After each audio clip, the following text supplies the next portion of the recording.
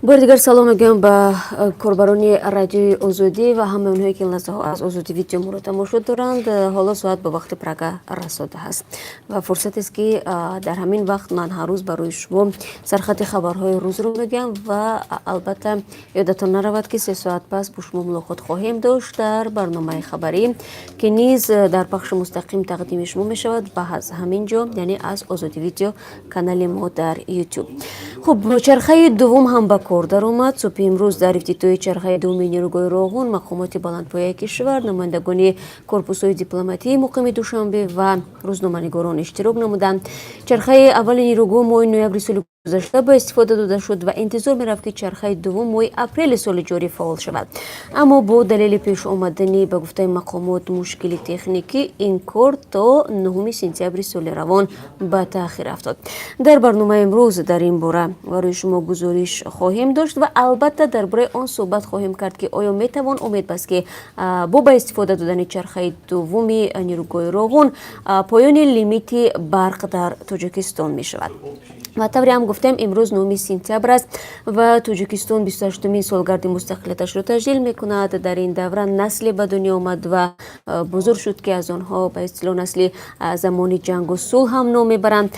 مقامات تاجیکستان میگویند برای حمایت از جوانان چند برنامه قبول شده، از آنها تعیین کادرهای جوان به مقام رهبری تا 30 سالگی، پایین آوردن سن نامزدها به مقام پرزیدنتی و جدا کردن کوتا برای تحصیل را از پشتیبان‌های دیگر خود نام میبرند. ولی منتقدان میگویند بجز از یک گروه جوانان خودی یا تیلویی دیگران به میدان سیاست و اقتصاد کشور راه داده نمیشوند.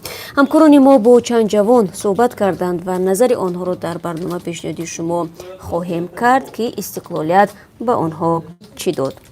کلوب صاحب منوره ایفل شد. این منوره بخش از باغ نوی است با نام گوشه پاریس که میلیون ها دلار برای بنیادش صرف شده است و هفته آینده ضمن سفر امالی رحمان پرزیدنت تاجیکستان به منطقه کلوب رسما افتتاح می شود.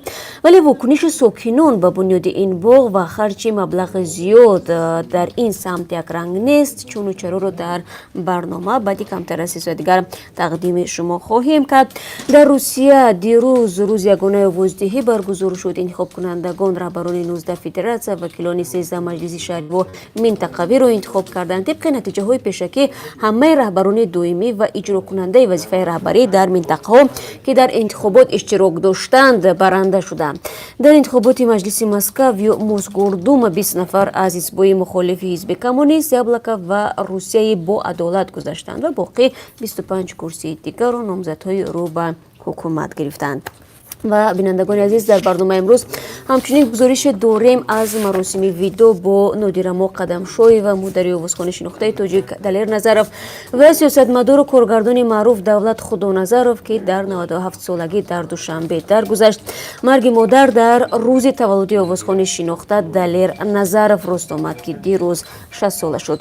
و فکر میکنم بینندگان عزیز تو 3 ساعت دیگر که برنامه خبری ما شروع می شود موضوعی از این بیشتر هم خواهیم داشت و تفصیلاتش رو برای شما پیشنهاد میکنیم و امیدوارم که همه شما از اون را در پخش مستقیم خواهم دید و اگر پخش رو ندیدید پس ثبت برنامه رو در آزادی ویدیو تماشا کنید. با امید دیدار نوبتی. خدا نگهدار. روز خوب.